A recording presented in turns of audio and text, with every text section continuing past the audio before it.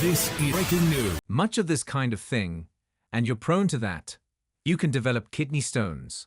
So ice through blunt conversations and terse texting exchanges. Steve Bannon, the populist strategist and nationalist firebrand, tries to keep tabs on the inner workings of the White House. His inquiries fan out across the top rungs of President Donald Trump's administration, and one official said they often boil down to an unsparing question. What the are you guys doing?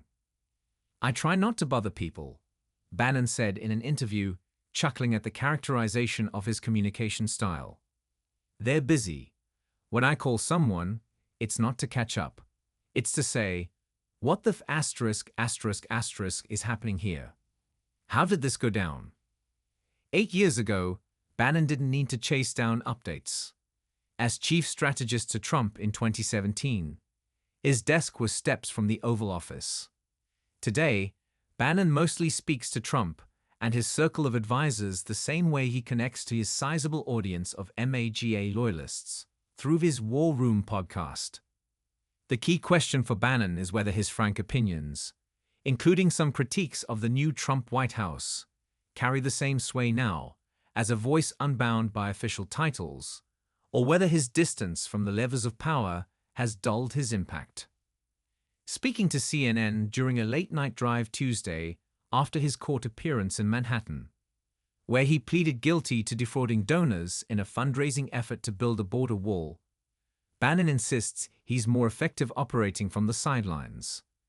His megaphone is now larger and louder, he says, which Trump, an instinctive entertainer, can appreciate. He also maintains a pipeline to Trump, he said, who he calls directly, though sparingly, and whom Bannon believes keeps tabs on his daily broadcasts. If you watch the show and look at his executive orders, you can derive that when we're not in communication, he's still watching a lot of the show, Bannon said. Bannon has been known to join the White House's surrogate calls, during which they preview Trump's upcoming executive orders and other big moves. But a White House official cautioned against overestimating Bannon's effect. He isn't impacting policy decisions, the official said. Broadcasting from a basement near the U.S. Capitol, Bannon's 4-hour weekday program, and a scaled-down 2-hour Saturday program, serves as the unofficial clearinghouse for the ideological underpinnings of Trumpism. The self-styled architect of Trump's first White House bid guides his audience through the intricacies of the president's moves, unpacking the choreography behind the spectacle. He dwells on the details: diplomatic protocols during visits from foreign leaders, the geography of the White House grounds, the jargon unique to the West Wing's inner sanctum, offering the kind of granular insight that suggests a lingering proximity to power.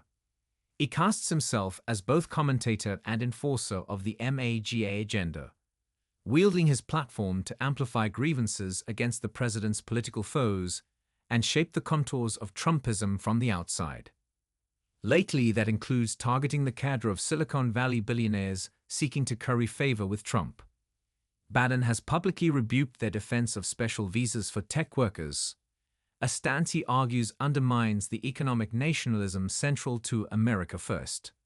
He has repeatedly lashed out at Elon Musk, labeling the Tesla chief executive and Department of Government Efficiency leader a transhumanist and an evil person. He has also cautioned that Trump's fascination with redevelopment plans in Gaza is a strategic distraction. "We are going to support the president when we can," Bannon told CNN.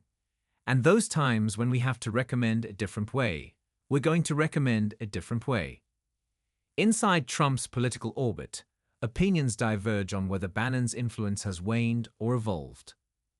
Influence comes from the people. When you have the people's support, you're influential, said Rep. Marjorie Taylor Greene, a top Trump ally in Congress and a regular on Real America's Voice, the far-right channel that airs Bannon's show. He's a big voice of MAGA, and that's helpful for the president's agenda. He's someone that pushes back when people aren't in line.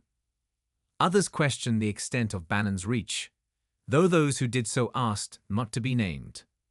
His crusade against Musk, stemming in part from a deep personal skepticism of artificial intelligence, has exposed the limitations of his persuasion, some advisors say.